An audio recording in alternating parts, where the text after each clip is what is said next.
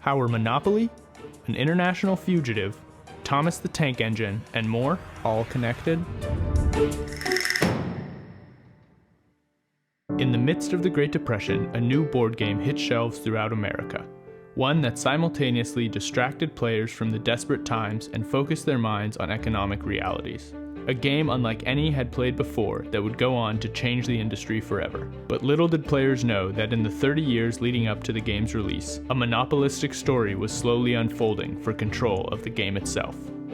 At the turn of the century, a young and ambitious woman from Delaware had her mind on the economy. A stenographer by trade, Lizzie McGee was fiercely creative and found outlets in poetry, comedy, and acting.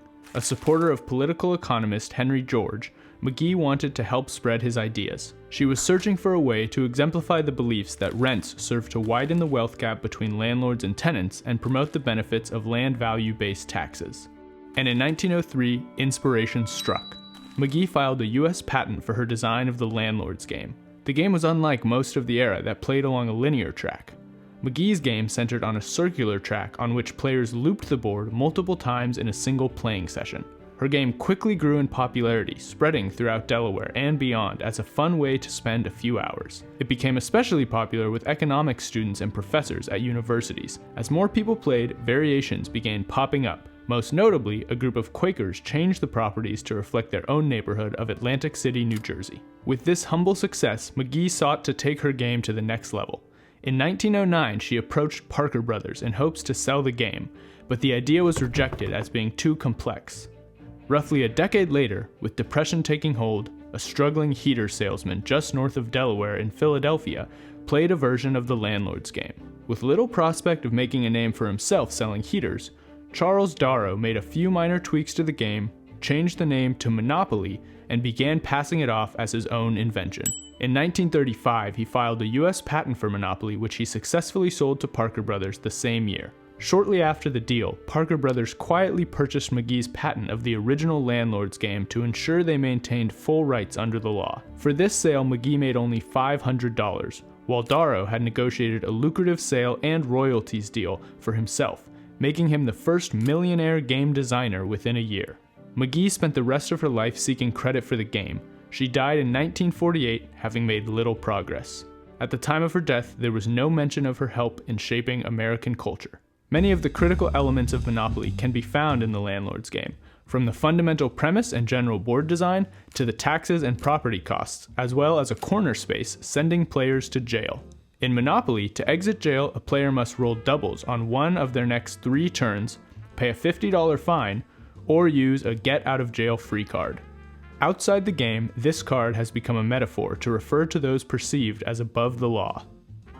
In March of 1967, a fugitive on the FBI's most wanted list was apprehended in Osaka, Japan for passing false checks. Upon his return to the US, FBI agents arrested 25-year-old James Robert Ringrose in Honolulu, Hawaii, where he told agents he had been saving an item for several years and he now needed it. He then gave the agents a get-out-of-jail-free card from Monopoly. While an amusing joke, the card did not work, and Ringrose was arrested and served 2 years in the Terminal Island Federal Corrections Institution in San Pedro, California. Upon his release, Ringrose moved to Oregon, where he led a semi-normal life, striking up a relationship with a local woman. He became obsessed with trying to generate clean energy from ocean waves.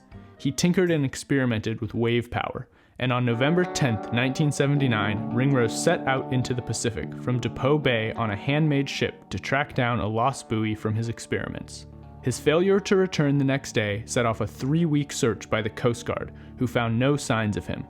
In late November, a freighter from Panama spotted him, and a second rescue effort was quickly launched to bring him to shore. Upon his arrival, authorities were shocked to discover that he had not only survived at sea for 3 weeks, but that he also had with him a 7-year-old girl. She was the daughter of the woman Ringrose was involved with, and although the mother filed a missing persons report on November 12th, no one put 2 and 2 together. However, the mom chose not to press charges, and despite the presence of law enforcement, Ringrose had not committed any crimes and therefore remained a free man. While all seemed sound upon departure, Ringrose and his young companion were soon hit by an unexpected and fierce storm, causing them to take on water and frying the vessel's radio and electronics. It was a testament to Ringrose's engineering and craftsmanship that his homemade vessel survived, a vessel described by the Associated Press as a homemade 15-foot, 4,000-pound yellow submarine. Coming of age in the 60s, it's no surprise Ringrose was a likely Beatles fan, and the design and color of the craft were probably more than a coincidence. The Beatles' song Yellow Submarine was initially released on August 5, 1966, less than a year before Ringrose's initial arrest, as the sixth track on their seventh studio album Revolver, and as a double-A single alongside Eleanor Rigby. The song was written by Lennon and McCartney as a children's song, but the public quickly began to pin their own meaning to the music. Some saw it as a counterculture protest against the Vietnam War. Others took the title as a reference to the yellowed capsule Nembutol drug that was popular at the time. The song was written with Ringo Starr in mind to sing and is his only lead vocal feature on the album. While his voice typically only carried one song on each Beatles album, he used it extensively after the band broke up, not only for his solo music career, but also as the narrator for the British TV series Thomas and Friends. Born Richard Starkey, Ringo Starr had trouble finding employment in early adulthood and briefly worked for British Rail. While working to produce Thomas and Friends, series creator Britt Allcroft heard Starr's voice on TV and believed his calm demeanor and vocals would appeal to children. She reportedly was not a fan of the Beatles and denies seeking him out based on his past success and fame.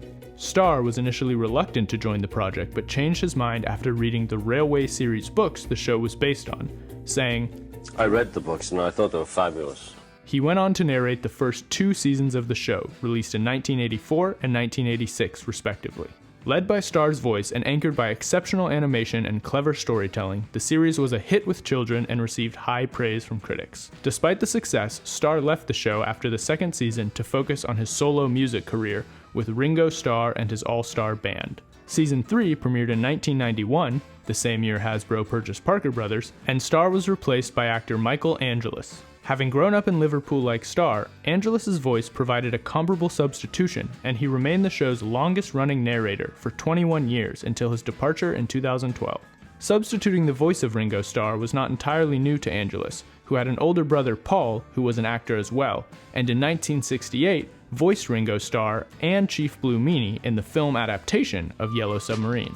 The Beatles, who agreed to make the film in large part due to contractual obligations with United Artists, wanted little to do with the project and therefore favored an animated film. As such, no band members voiced their cartoon selves, and the real Beatles appear only briefly in a hastily shot and legally required live-action ending scene. While the voices for McCartney, Lennon, and Starr were all done by actors, the film's director, George Dunning, overheard a man named Peter Batten's Liverpool accent in a pub and cast him as George Harrison on the spot. Production was underway on the project, and despite time and budget constraints, the film was coming along well. Batten was removed from the stresses of producing a movie and was enjoying his newfound stardom as an actor. While in bed with a woman working on the film, they were abruptly interrupted by the military police, who came to arrest him for deserting the British Army. With Batten gone and needing someone to complete his lines, Paul Angelis stepped in and was credited in the final release as voicing not only Starr and Chief Blue Meanie, but also George Harrison. While initially cold towards the project, after seeing the completed film, the real Beatles, along with the public and critics, thoroughly enjoyed the movie and held it in high regard. It has since become a classic, remembered fondly for its surreal and psychedelic animation. The film's popularity through the years has made way for extensive licensing and merchandising deals. Most notably, a scale model Yellow Submarine was released by British toymaker Corgi in 1969 and is still produced and sold to this day. Lego, Igloo, and countless other brands have offered officially licensed merchandise as well. In 2013, USA-opoly licensed the Monopoly game from Hasbro Parker Brothers and Yellow Submarine film from Sub Films Limited to create a Yellow Submarine version of Monopoly. Hey, thanks so much for watching. There was a lot of interesting stuff I couldn't fit into this video, like that it was only recently that Hasbro stopped publishing the narrative that Charles Darrow was the sole inventor of Monopoly, as well as these tour photos from 1964 of George Harrison playing Monopoly. Anyway, thank you again for watching. If you enjoy the videos, subscribing and sharing them helps a ton. Either way, I hope to see you next time.